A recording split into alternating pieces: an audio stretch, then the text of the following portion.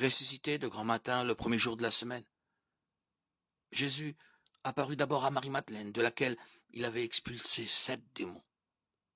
Celle-ci partit annoncer la nouvelle à ceux qui, ayant vécu avec lui, s'affligeaient et pleuraient.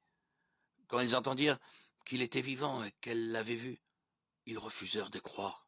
Après cela, il se manifesta sous un aspect inhabituel à 2 d'entre eux qui étaient en chemin pour aller à la campagne. Ceux-ci revinrent l'annoncer aux autres, qui ne les crurent pas non plus. Enfin, il se manifesta aux 11 eux-mêmes, pendant qu'ils étaient à table. Il leur reprocha leur incrédulité et leur endurcissement, parce qu'ils n'avaient pas cru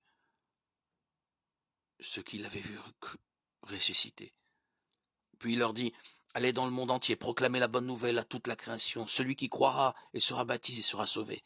Celui qui refusera de croire sera condamné. Voici les signes qui accompagneront ceux qui deviendront croyants. En mon nom, ils chasseront les esprits mauvais. Ils parleront un langage nouveau. Ils prendront des serpents dans leurs mains. Et s'ils boivent un poison mortel, il ne leur fera pas de mal. Ils imposeront les mains aux malades et les malades s'en trouveront bien. Le Seigneur Jésus, après leur avoir parlé, fut enlevé au ciel et s'assit à la droite de Dieu.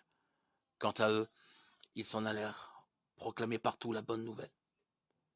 Le Seigneur travaillait avec eux et confirmait la parole par les signes qui l'accompagnaient.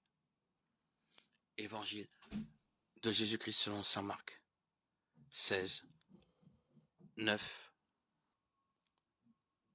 20.